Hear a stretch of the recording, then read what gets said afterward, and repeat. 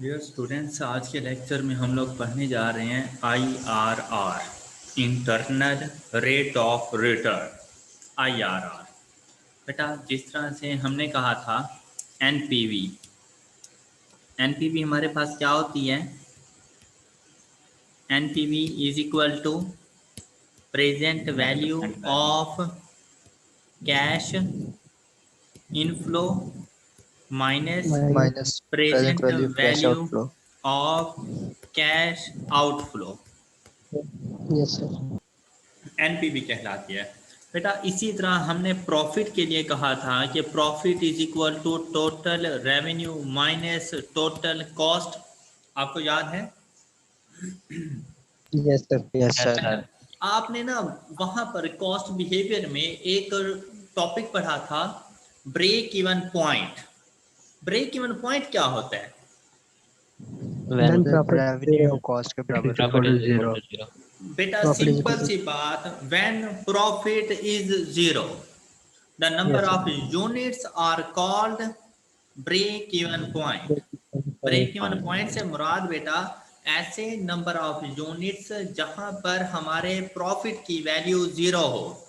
तो हमने in short इसे कहा था कि अगर प्रॉफिट जीरो है तो ब्रेक इवन पॉइंट पर हमारा टोटल रेवेन्यू इक्वल टू होता है टोटल कॉस्ट के, और हम अपने रेवेन्यू को इक्वल करके टोटल कॉस्ट के वहां से नंबर ऑफ यूनिट्स फाइंड कर लेते थे, और वो number of units break even point कहलाते थे। क्या ऐसा ही था? Yes, sir. बेटा सेम वही सिचुएशन यहां पर अप्लाई हो जाती है कि अगर एनपीवी की वैल्यू जीरो हो जाए, IRR ऐसा रेट ऑफ इंटरेस्ट जहां पर एनपीवी की वैल्यू जीरो हो। अगर आपको देखें, आपके पास एनपीवी पॉजिटिव भी था, आपके पास एनपीवी नेगेटिव भी था, लेकिन अगर आपके पास एनपीवी की वैल्यू जीरो आ जाए तो ऐसे रेट ऑफ इंटरेस्ट को हम IRR कहते हैं, इंटरनल रेट ऑफ रिटर्न। तो अगर एनपीवी को जीरो कर दिया जाए तो क्या हम लोग ये कह दें कि eight IRR present value of cash inflow is equal to present value of cash outflow? Yes, sir. Yes, sir. बेटा क्या ऐसे ही है ना कि अगर एनपीवी की वैल्यू जीरो है तो ऐसा रेट ऑफ इंटरेस्ट जहां पर एनपीवी जीरो हो हम उसे IRR कहते हैं, और ऐसे रेट ऑफ इंटरेस्ट पर present value of cash inflow equal to होगी present value of cash outflow के। Got it? जी सर। अब बेटा Yes, sir. इससे पहले एनपीवी फाइंड करने के लिए आपको रेट ऑफ इंटरेस्ट गिवन था, इंटरेस्ट रेट गिवन होता था, लेकिन अब वही इंटरेस्ट रेट आपसे पूछा जा रहा है कि आप एक ऐसा इंटरेस्ट रेट बताएं जहां पर एनपीवी जीरो हो, और ऐसे इंटरेस्ट रेट को IRR का नाम दे दिए। तो इससे पहले आप लोगों को present value of cash inflow minus present value of cash outflow करते थे, लेकिन अब आप क्या करेंगे कि आप इन दोनों को एक दूसरे के इक्वल कर देंगे और वहां से आर की वैल्यू फाइंड कर लेंगे। ये IRR को फाइंड करने का बेस्ट मेथड है। कोई भी क्वेश्चन आपके पास हो तो आप बहुत इजीली IRR की वैल्यू फाइंड कर सकते हैं। जैसा कि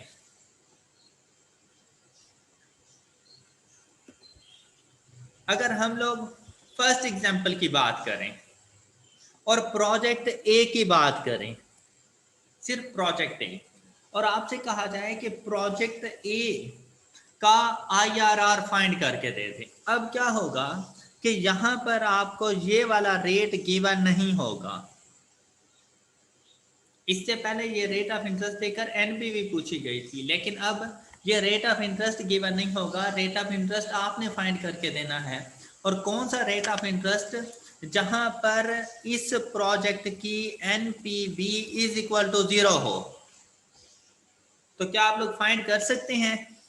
अब आप क्या करेंगे? Yes. अब आप क्या करेंगे कि आप इसकी present value of cash inflows को इक्वल टू कर देंगे present value of cash outflow के, और यहाँ पर आउटफ्लो सिर्फ 100,000 का था, आप सिर्फ वही लिखेंगे।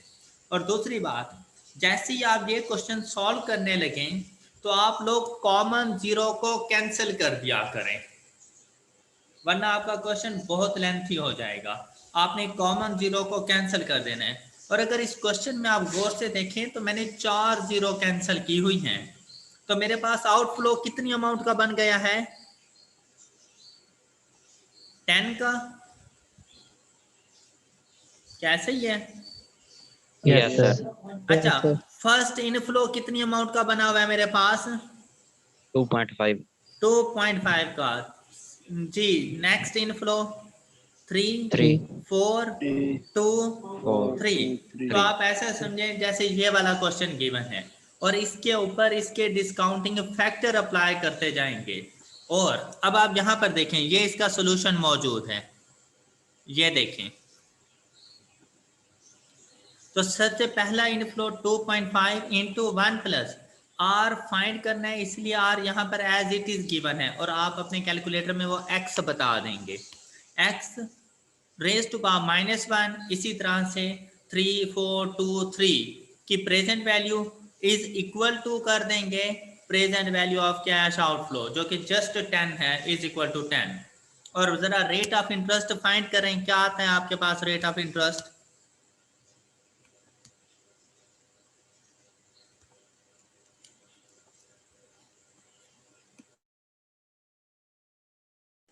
तो बेटा प्रोजेक्ट ए का हमारे पास जो एनपीवी की वैल्यू आती है वो 13.77 आती है। अब मैं आपको थोड़ा सा भी गाइड नहीं कर रहा और आपने मुझे प्रोजेक्ट बी के लिए आईआरआर की वैल्यू बतानी है, जल्दी करें।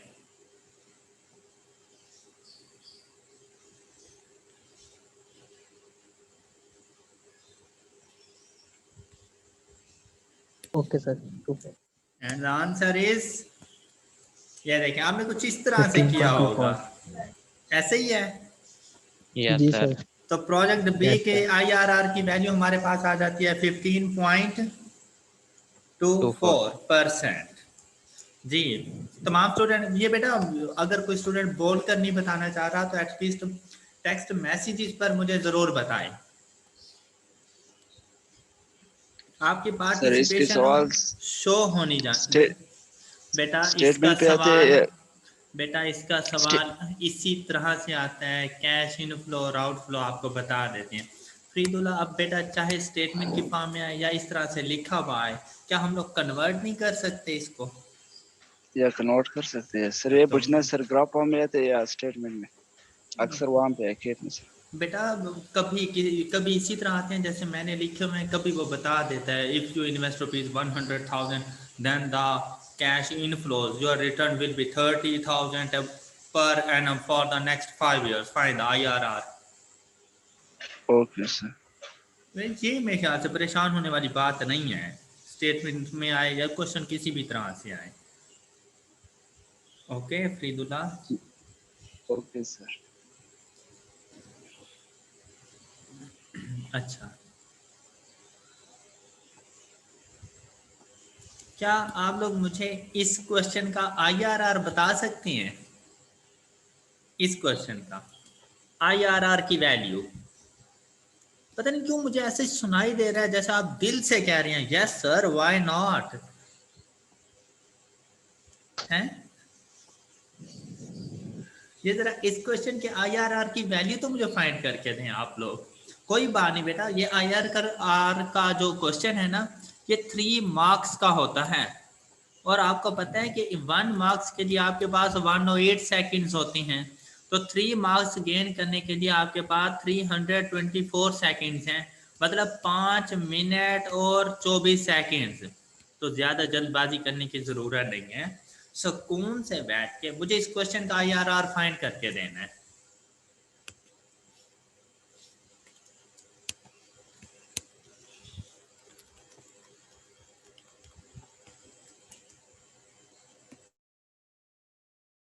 जी स्टूडेंट्स, मुझे हमजा ने आंसर किया है और हसन ने आंसर किया है और इन दोनों ने बिल्कुल ठीक ठीक आंसर किए हैं। अब अगर आप इस क्वेश्चन की इक्वेशन को देखें तो ये इक्वेशन कुछ इस तरह से बनेगी, ये आपके सामने है। अब ज़रा अच्छे तरीके से समझ लें। क्या आप सब लोगों को मेरी आवाज क्लियर आ रही है? Yes sir. Yes sir. Ali Yes. शाबाश बेटा, 10.77 आंसर ही है इसका। गुड। ये अली अपना है, अली है, Ali yes Masood. Sir. Good बच्चे, शाबाश। जी सर। अच्छा, अब बात सुने बेटा, आपने IRR फाइंड करने के लिए इन तमाम की कॉमन जीरो कैंसिल कर देनी है। ये देखें, मैंने इसको कैंसिल कर दिया, ये जस्ट 25 रह गया। इसी तरह ये जस्ट 4 रह गया, इसे हम लोग 2 कंसीडर करेंगे, इसे हम लोग 6 कंसीडर करेंगे और इसे भी 6 कंसीडर करेंगे। और इसकी स्क्रैप वैल्यू को हम 3 जीरो कैंसिल हो जाएंगे और बाकियों के 4 जीरो कैंसिल हैं, तो हम इसे 2.5 कंसीडर करेंगे। क्या आपको ये बात क्लियर हो चुकी है? Yes sir. अच्छा, यस सर। अब अगर आप लोग देखें, हमने IRR फाइंड करना है, तो हमने कहा कि present value of cash inflow equal to होनी चाहिए present value of cash outflow के। तो हमारे पास पहला इनफ्लो आ रहा है ये रेंटल्स का, और ये रेंटल्स 8th ईयर तक सेम चल रहे हैं, तो 8th रेंटल्स के ऊपर एन्युटी का फैक्टर लग जाएगा। अब रेट ऑफ इंटरेस्ट नहीं है, तो बेटा इस इक्वेशन को जरा गौर से देखें। हम लिखेंगे 40 into 1 minus 1 plus R raise to minus 8 divided by R. हम अपने कैलकुलेटर पे एज इट इज, अब देखें जब आप कैलकुलेटर पे लिखने लगेंगे ना इसे, तो आप लिखेंगे 40, उसके बाद आप ब्रैकेट ऑन करें, मेरे साथ साथ अब करते जाइएगा। 40 ब्रैकेट ऑन करें, फ्रैक्शन की ऑन करें। एन्युटी फैक्टर लगाना है ना, तो इसको डिवाइडेड बाय पीरियोडिक रेट किया जाता है, तो फ्रैक्शन की ऑन करें तो ये बॉक्स बन जाएंगे। तो सबसे पहले न्यूमरेटर को लिखना फील करें, 1 minus bracket on 1 plus X raise to power. अब ये 40 नहीं बेटा, ये 4 कीजिएगा, 4 जीरो कैंसिल किए थे तो बाकी वो 4 रह जाएगा। अच्छा, 1x raise to power minus 8। अब इसके डिनोमिनेटर में आए, डिनोमिनेटर में आके सिर्फ x लिख दें, राइट एरो प्रेस करके ब्रैकेट को क्लोज कर दें। क्या आप लोगों ने यहां तक कर लिया? तो ये जो 4 आपके रेंटल्स थे ना, ये अपनी प्रेजेंट वैल्यू पर आ चुके हैं। उसके बाद आप लोगों ने इस 6 को लेकर आना है, तो आप प्लस कर दें 6 into 1 plus X raise to power, ये 9th ईयर से 0 पे आएगा तो -9, फिर प्लस कर दें, उसके बाद 6 प्लस 2.5, तो ये 8.5 है, 8.5 into 1 plus X raise to power, ये 10th ईयर से 0 पर आएंगे तो -10। क्या आप सब लोगों को यहां तक क्लियर?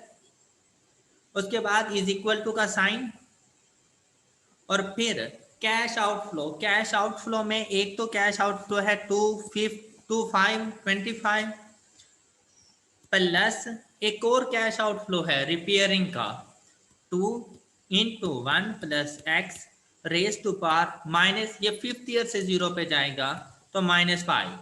अब जब आप लोग शिफ्ट कैलकुलेशन और इक्वल टू की प्रेस करके कुछ देर के लिए वेट करें, सुकून करें, कैलकुलेटर को नहीं छेड़ना, तो आपके पास जो x की वैल्यू आएगी वो हमारे पास आएगी 0.1077, तो मल्टीप्लाइड बाय 100 कर दें तो 10.77% रेट ऑफ इंटरेस्ट, जिसे हम लोग IRR कहेंगे। अब देखें क्या आपके पास आंसर ठीक आ चुके हैं? Yes sir. Yes sir. तमाम स्टूडेंट्स का क्लियर आंसर? बिल्कुल यस सर। इकरा हो गया अब ये आंसर? यस सर, मेरा आंसर आ गया, पर ये इक्वेशन मुझे नहीं समझ आ रही थी। तो अब क्या इक्वेशन क्लियर है? जो आपने टाइमलाइन बनाई है, तो ये जो 10 ईयर है हाँ जी, सर, क्वेश्चन में हमें ईयर गिवन थे, तो इसके नीचे ये जो 25,000 है सर, ये 10 ईयर पे नीचे। स्क्रैप वैल्यू है ना, तो मैंने इसको मर्ज कर दिया है, अदरवाइज ये 6 भी 0 पे जाता, 10th ईयर बैक जाता, तो ये 25,000 भी 10th ईयर बैक जाता, तो 2 फार्मूलाज लगते। तो मैंने इन दोनों को मर्ज करके एक ही फार्म, मतलब ऐसा है कि 2 पैसेंजर्स हैं, इनको हमने मुल्तान भेजना था, तो 2 डिफरेंट गाड़ियां नहीं की, एक ही गाड़ी में दोनों को बिठा के भेज दिया है। क्लियर? जी ओके सर। जी तमाम फिर स्टूडेंट्स को अब ये कॉन्सेप्ट क्लियर हो चुका है? यस सर क्लियर है। इकरा भाई आर के आंसर्स आ रहे हैं? यस सर, अब कैलकुलेटर दे रहा है आंसर। मतलब thank feeling God. Happy. Why not sir, thank you. जी बेटा, अब ये वाले क्वेश्चन हम लोगों ने कल इन तमाम क्वेश्चन से एनपीवी फाइंड की थी, जो कल प्रीवियस लेक्चर था हमारा। आज इन्हीं क्वेश्चन का हम आईआरआर फाइंड करते जा रहे हैं, और हर नेचर के क्वेश्चन का आईआरआर फाइंड कर रहे हैं हम लोग। तो क्या मुझे इसके आईआरआर की वैल्यू बता सकते हैं इस क्वेश्चन के? देखिए बेटा, आपको जो क्वेश्चन गिवन होगा वो ये ग्रीन कलर वाला ही होगा। यहाँ पर भी आपने बिल्कुल वैसा ही करना है कि आपने नेट कैश फ्लो फाइंड करने हैं, फिर उनकी जरा राउंडिंग ऑफ करनी है, उनकी राउंडिंग ऑफ को खत्म करना है 3 कॉमन जीरोस को, और फिर वही cash present value of cash inflow is equal to present value of cash outflow. तो जल्दी से एन आईआरआर की वैल्यू फाइंड करके दें बेटा, जल्दी करें। जी बेटा, क्वेश्चन सॉल्व हो गया? आप तो एक तरह ने सबसे पहले आंसर किया है, दैट्स ग्रेट। यस सर, मुझे समझ आ गया ये जब। गुड। तो इसका आंसर 16.83% ही है। वेल डन बच्चे। यस सर आ गया, सर ये आंसर है। 16.83 आ रहा है। 16.83 बस इतना सा होता है बेटा आईआरआर। और आपके पास जब क्वेश्चन आए तो आपने बिल्कुल ऐसे ही आईआरआर की वैल्यू को फाइंड करना है। ओके ओके बेटा। Okay sir. अच्छा ओके बेटा, सर। ये जितने, एक मिनट